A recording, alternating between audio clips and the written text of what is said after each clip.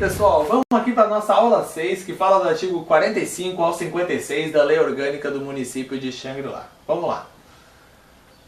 Essa seção 5 nos fala então das leis e do processo legislativo. Fala que o artigo 45 diz que o processo legislativo compreende a elaboração de... O que o processo legislativo elabora? As emendas à lei orgânica, as leis complementares, as leis ordinárias, os decretos legislativos e as resoluções. Então, o processo legislativo compreende a elaboração de tudo isso, tá? Parágrafo único. Lei complementar disporá sobre a consolidação das leis municipais, tá? Vai ser uma lei complementar que vai dispor sobre a consolidação das leis municipais.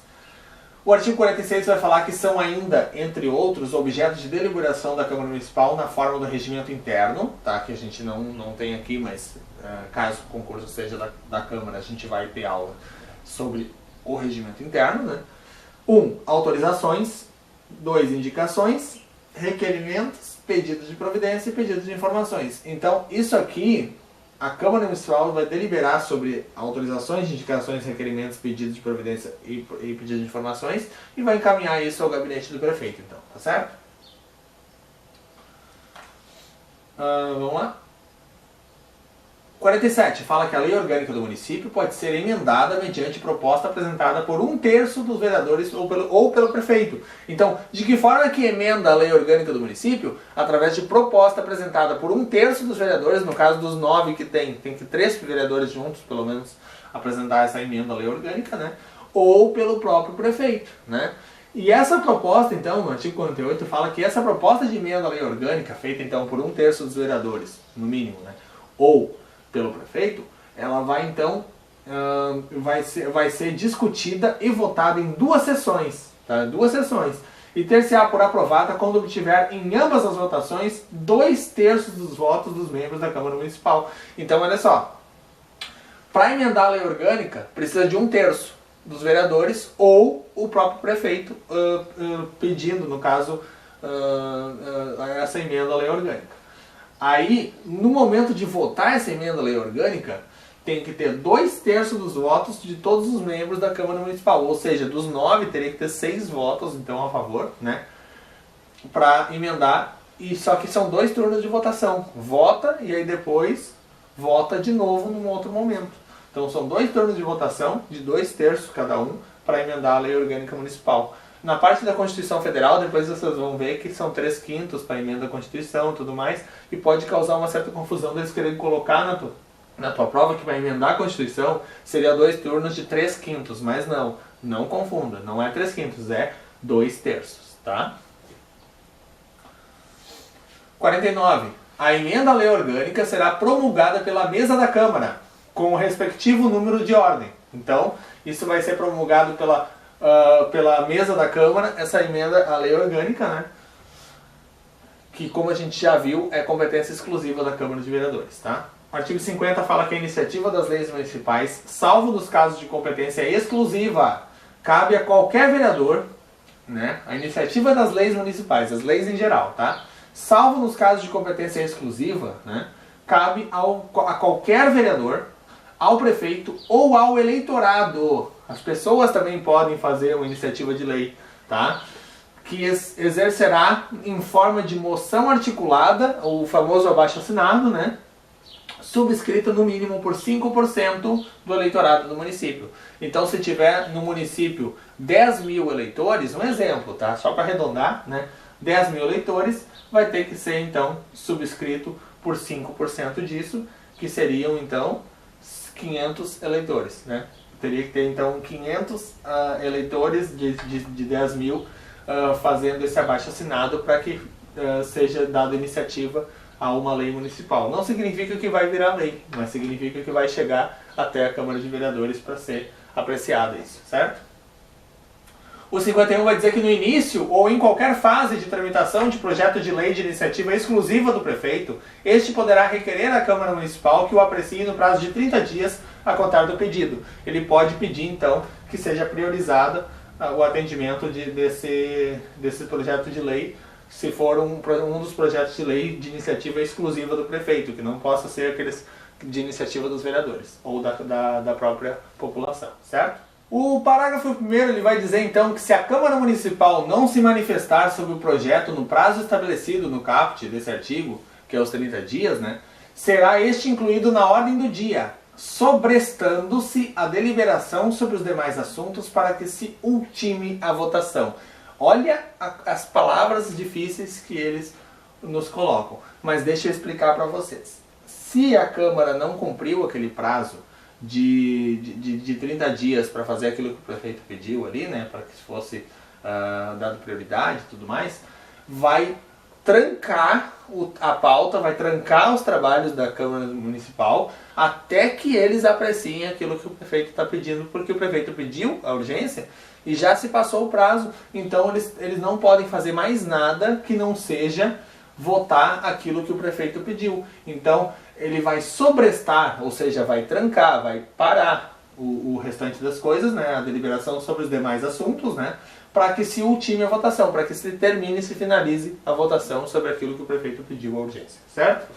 O parágrafo 2º fala que os prazos deste artigo e seus parágrafos não correrão nos períodos de recesso da Câmara Municipal. Então, obviamente, tu não pode ter um prazo de 30 dias, começando ele em 25 de janeiro, e querer que até 25 de fevereiro esteja pronto.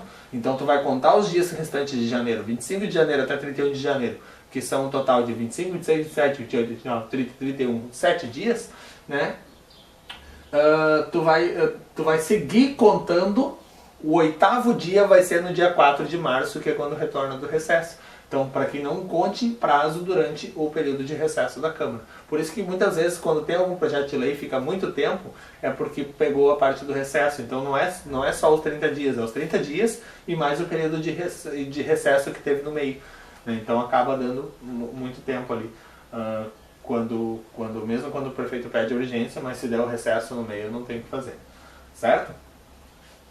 O 52 fala que a requerimento de vereador, os projetos de lei decorridos 30 dias do seu recebimento serão incluídos na ordem do dia, mesmo sem parecer. Então, o vereador pode requerer, né?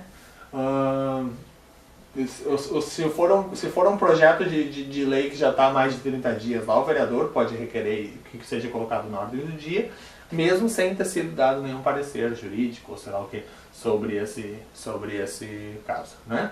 Então, a pedido do vereador, se o projeto de lei já está há mais de 30 dias, o próprio vereador pode pedir que seja incluído na ordem do dia e vai ser colocado, certo? Parágrafo único, o projeto somente pode ser retirado da ordem do dia a requerimento do autor ou sua liderança, aprovado pelo plenário. Então, no momento que um vereador requereu isso, né, que fosse colocado um projeto de lei que está há mais de 30 dias na ordem do dia, só que ele não é o autor desse projeto de lei, o próprio autor pode pedir que seja retirado da ordem do dia, ou o líder daquele partido, né, pode também requerer que seja, e o plenário pode então aprovar ou não, né, no caso pode, aprovando, ele pode ser então retirado da ordem do dia, certo? Dessa forma. 53. O projeto de lei com parecer contrário da comissão é tido como arquivado, mas quando o parecer não for unânime, deverá ser incluído na ordem do dia mediante, né? Então, assim, o projeto de lei ele pode ter um parecer contrário da comissão, né? Mas ele no caso ele seria arquivado. Mas quando ele não for unânime, esse parecer não for unânime, ele vai então ser incluído igual na ordem do dia para apreciação da plenária, né? O 54 fala que a matéria constante de projeto de lei rejeitado ou não sancionado, assim como a proposta de emenda à lei orgânica rejeitada ou havida por prejudicada, somente poderá constituir objeto de novo projeto na mesma sessão legislativa, ou seja, no mesmo ano legislativo, né, mediante proposta da maioria absoluta dos membros da Câmara. Então, se uma coisa já foi discutida naquele ano, né, ela pode voltar a ser discutida no mesmo ano, desde que a maioria absoluta dos membros da Câmara, que seriam 5, por exemplo, de 9, né, a maioria absoluta, né, metade mais um, né, da Câmara, façam essa proposta que pode então reabrir aquele mesmo assunto naquela mesma sessão legislativa, tá certo? O 55 vai dizer que os projetos de lei aprovados pela Câmara Municipal serão enviados ao prefeito, que aquiescendo, ou seja, concordando, os sancionará, certo? Parágrafo 1º. Se o prefeito considerar o projeto no todo ou em parte inconstitucional ou contrário ao interesse público, vetá-lo-á, total ou parcialmente, no prazo de 15 dias úteis, contados da data do recebimento, e comunicará dentro de 48 horas ao presidente da Câmara Municipal os motivos do veto. Então, o prefeito ele pode vetar, ele deve até vetar, né? Quando for inconstitucional ou contrário ao interesse público, né? Ele vai vetar total ou parcialmente, no prazo de até 15 dias úteis, no caso, né? 15 dias úteis, contados da data do recebimento. Então, recebeu hoje, 15 dias úteis, né? E vai comunicar em 48 horas, depois que ele decidir pelo veto, ele vai comunicar dentro de 48 horas para o presidente da Câmara, explicando então por que ele vetou. Tá certo? O parágrafo 2º fala que o veto parcial somente abrangerá texto integral de artigo, de parágrafo, de inciso ou de alínea. Não vai cortar a frase no meio. Por exemplo, está dizendo lá que não será permitido fumar em público. Ele não vai poder cortar só o não e dizer será permitido fumar em público. Eu vou vetar a palavra não desse artigo, que daí o artigo fica do jeito que eu quero. Não, ele não pode fazer isso. Ele vai vetar o texto todo. No caso, vocês estão vendo aqui, ó, isso aqui é um parágrafo, por exemplo, né? Se ele for vetar, ele vai vetar tudo isso, né? Ele não vai, por exemplo, por exemplo, vamos supor aqui, ó, o parágrafo 3º fala que decorrido o prazo de 15 dias úteis, o silêncio do prefeito importará a sanção, tá? Ele não pode, daqui a pouco, vetar aqui, ó, decorrido o prazo de 15 dias, cortar o úteis, né? O silêncio do prefeito importará a sanção. Ele não pode cortar só a palavra úteis, porque tá vendo que muda todo o sentido, né? Decorrido o prazo de 15 dias, o silêncio do prefeito importará a sanção. Muda completamente, então ele não pode vetar só úteis. Se ele for vetar, ele vai vetar tudo isso, tá? Então, esse parágrafo já vai... Essa parte aqui fala então que o veto vai ser somente de texto integral de artigo, parágrafo, inciso ou alínea. E o parágrafo 3º já é esse próprio aqui que eu dei como exemplo do parágrafo anterior, mas vamos lá. Decorrido o prazo de 15 dias úteis, o silêncio do prefeito importará a sanção, ou seja, concordância, tá? Sanção é concordar e vai passar a valer, né? O veto e sanção são antônimos, né? O veto seria quando o prefeito discorda e aí ele corta. A sanção, não. A sanção, ele concorda e assina concordando e passa a valer, tá? Então, se caso passou 15 dias úteis, o prefeito ficou em silêncio, isso é chamado de sanção tácita. Ele tacitamente concordou por não ter discordado, né? Não é o contrário. Tem gente que acha que se o prefeito ficar calado não vale o troço. Não tem nada a ver. Quando o prefeito se cala, dentro de 15 dias úteis passa a valer, passa a vigorar. Porque ele houve a sanção tácita, ou seja, ele não discordou e por isso concorda. Quem cala, consente. Já ouviu falar? Então é mais ou menos por aí. Parágrafo 4º. O veto será apreciado em 30 dias a contar de seu recebimento, só podendo ser rejeitado pelo voto da maioria absoluta dos vereadores. Os vereadores ainda podem rejeitar o veto do prefeito. Tá? E o parágrafo 5º fala: se o veto não for mantido, será o projeto enviado para promulgação ao prefeito. Ou seja, o prefeito, eles fizeram aprovaram um projeto de lei. O prefeito vetou. Aí eles discordam do veto e mandam para o prefeito: ó, discordamos do seu veto, vamos sancionar do jeito que está. E aí cabe o que ao prefeito? Promulgar. E o que acontece? Vamos vendo o seguinte: esgotado sem deliberação o prazo estabelecido no parágrafo 4º, o veto será colocado na ordem do dia da sessão imediata sobre estados das demais proposições até sua votação final. E se a lei não for promulgada dentro de 48 horas pelo prefeito, nos casos do parágrafo 3º e 5º, ou seja, chegou a lei aprovada, o prefeito vetou. Não, se ele sancionou, ok. Se ele sancionou, virou lei. Ok, beleza. Chegou o projeto de lei aprovado. O prefeito vetou. Aí o prefeito discordou daquilo, vetou, volta para a Câmara dizendo, ó, vetei. Aí a Câmara diz, ok, concordo com o teu veto ou discordo do teu veto. Se a Câmara diz, concordo com o teu veto, ok, manda para o prefeito sancionar com aquela devida correção, aquele veto de artigo, alguma coisa assim. A não ser que seja o veto total do projeto de lei, o prefeito veta totalmente, daí aquilo não viraria lei. Aí a Câmara pode aceitar que aquilo não vire lei, ok, o prefeito vetou, então aceitamos, ou então eles podem não aceitar e mandar de volta para o prefeito dizendo assim, ó, não concordamos com o teu veto, seja ele parcial ou total, né, promulgue a lei. Tá vendo o poder da Câmara? Às vezes a gente pensa que tudo no município é vontade do prefeito, mas às vezes não é. Então, olha só. Se ele não promulgar essa lei em 48 horas, né, o presidente da Câmara Municipal a promulgará. Então, o prefeito não precisa concordar com as leis, tá vendo? Porque o presidente, sendo aprovado pela Câmara, mesmo que o prefeito vete, a Câmara pode bater o pé e dizer, promulgue. E se ele não promulgar em 48 horas, o presidente da Câmara Municipal vai promulgar, e se este não fizer, em igual prazo caberá ao vice-presidente da Câmara Municipal fazê-lo. Então, vai virar lei. Se foi aprovado e foi vetado, o veto não foi aceito pela Câmara, vai virar lei igual. Nem que seja o presidente da Câmara ou o vice-presidente, alguém vai promulgar isso aí. Tá certo? São leis complementares. Olha só, leis complementares é aquela que exige votação pela maioria absoluta dos vereadores. O que é maioria absoluta e maioria simples? Deixa eu só explicar para vocês. Eu vou dar uma breve pincelada do que é lei ordinária e lei complementar. A lei complementar, ela tem o mesmo padrão, né? Lei complementar e lei ordinária, ela tem que ser respeitada em igual hierarquia, tá? Mas o caso da lei complementar, ela exige maioria absoluta dos vereadores. Por exemplo, estando os 9 vereadores presentes, maioria absoluta disso é 5. Tá? Estando 7 vereadores presentes, a maioria simples de 7 é 4. Né? 2 vereadores não estão presentes, 7 vereadores estão presentes apenas. E no caso, qualquer lei ordinária é a maioria simples. Então, tendo voto de 4, já basta, né? O que é a maioria dos presentes. Agora, quando se fala em maioria absoluta, a maioria absoluta de 9 são 5, ok? Então, a lei complementar, ela exige maioria absoluta.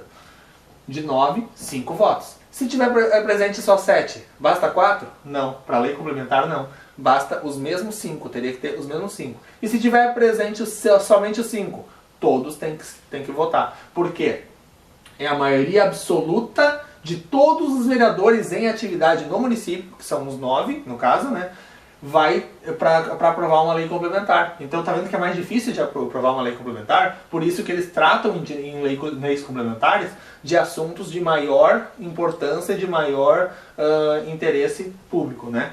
Por exemplo, o Código de Obras é lei complementar, Código de Posturas, o Código Tributário, a Lei do Plano Diretor, a Lei do Meio Ambiente, o Código Sanitário e o Estatuto dos Servidores Públicos. Então, isso tudo são leis complementares que vão exigir a votação da maioria absoluta dos vereadores, certo? Então, não importa quantos vereadores presentes, vai ter que ter o voto de 5, que é a maioria absoluta do total de 9 vereadores, para que sejam aprovados esse tipo de leis aqui, certo? Ou alterações a elas, certo? O parágrafo 1º fala que dos projetos previstos no caput desse artigo, bem como das respectivas exposições de motivos antes de submetido à discussão da Câmara, será dada divulgação com a maior amplitude possível, inclusive por meios eletrônicos e audiência pública, não se admitindo tramitação em regime de urgência. Então, quando se for falar desses assuntos ali, que são objetos de lei complementar, não há que se falar em regime de urgência para fazer as coisas a toque de caixa. Isso aí tem que ser uma coisa muito bem pensada, muito bem trabalhada, para que não se faça besteira, porque são assuntos realmente de suma importância para o município. Tá certo? O parágrafo 2º fala que dentro de 15 dias, contados da data em que se publicarem os projetos referidos no parágrafo anterior, qualquer entidade da sociedade civil organizada poderá apresentar sugestões ao Poder Legislativo. E o parágrafo 3º fala que para a aprovação de qualquer das matérias do caput desse artigo é necessário o voto da maioria absoluta dos membros da Câmara Municipal. Foi o que eu já expliquei para vocês, que todas as leis complementares existentes no Brasil, no Brasil inteiro, tudo que se fala em lei complementar é maioria absoluta. O que se fala em lei ordinária é maioria simples, ou seja, maioria dos presentes. Maioria absoluta é a maioria de todos que existem, certo? Então, para tudo isso, o voto da maioria absoluta dos membros da Câmara dos Vereadores. Esse foi o nosso parágrafo 3º. Tá certo? Vamos ver agora os nossos exercícios de fixação, para ver o jeito que cai isso na prova, para ver se vocês vão ter condições de acertar de acordo com a aula que a gente teve. Vamos lá? Desculpe. A questão número 1. O processo legislativo não compreende a elaboração de emendas à lei orgânica, leis complementares, decretos legislativos, resoluções ou medidas provisórias. Emendas à lei orgânica, sim. Leis complementares, sim. Decretos legislativos, sim. E resoluções, sim. Qual que não é? Medidas provisórias. Letra E vai ser a nossa resposta correta, porque não é uma das questões do processo legislativo. Medida provisória, por exemplo, a Presidente da República pode criar uma medida provisória para uma determinada finalidade. E isso é como se fosse no município, seria isso como um decreto, né? Então não passa por todo o processo legislativo para que isso seja transformado em norma, em alguma coisa que vire e tenha poder de lei. Não passa por todo o processo legislativo, porque é um ato unilateral do prefeito em relação aos munícipes e aos seus administrados. Certo? 2. A lei orgânica do município pode ser emendada mediante a proposta apresentada por uma certa quantidade de vereadores ou por uma outra pessoa. Certo? Qual é a quantidade de vereadores e qual é a pessoa? Apresentada por, que a gente viu, 1/3 dos vereadores, né? Ou pelo prefeito, né? Então, 1/3 prefeito, resposta letra B. O restante é somente para encher linguiça, somente para te incomodar, para fazer tu errar na prova. Então, 1/3 vai apresentar ou então pelo próprio prefeito, certo? 3. A iniciativa das leis municipais, salvo nos casos de competência exclusiva, cabe a qualquer vereador, ao prefeito ou ao eleitorado, que exercerá em forma de moção articulada, subscrita por no mínimo por 5% de quê? Da população do município ou do eleitorado do município? Eleitorado, né? Então, 5% do eleitorado do município, resposta à letra E. O 4 vai dizer que os projetos de lei aprovados pela Câmara Municipal serão enviados ao prefeito, que, aquiescendo, os sancionará. Decorrido o prazo de 15 dias úteis, o silêncio do prefeito importará o quê? Sanção, veto, cancelamento, anulação ou arquivamento. Assim, ó, todas essas palavras aqui, do B até o E, significa contrário, né? Seria veto, seria não concordando, né? O vetou. Cancelamento seria cancelar alguma coisa, anular alguma coisa, arquivar alguma coisa. Está vendo que tudo isso são coisas negativas. A sanção, apesar da palavra sanção parecer uma coisa negativa, na verdade, sancionar significa concordar e fazer valer.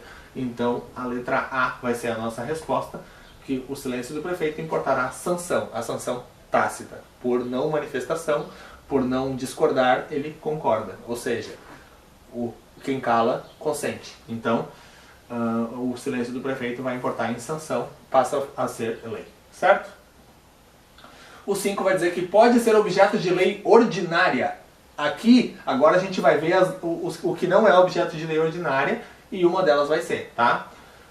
Código de obras é lei complementar, então não é a nossa resposta. Código de posturas também está nas leis complementares. Lei do meio ambiente também está nas leis complementares. E o Código Sanitário também está nas leis complementares. A letra E, nenhuma alternativa correta, vai ser a nossa resposta, porque todos esses são objetos de lei complementar, nenhum deles é lei ordinária. Tá certo? E com isso a gente encerra a aula de hoje, continue focado e até a próxima aula. Muito obrigado.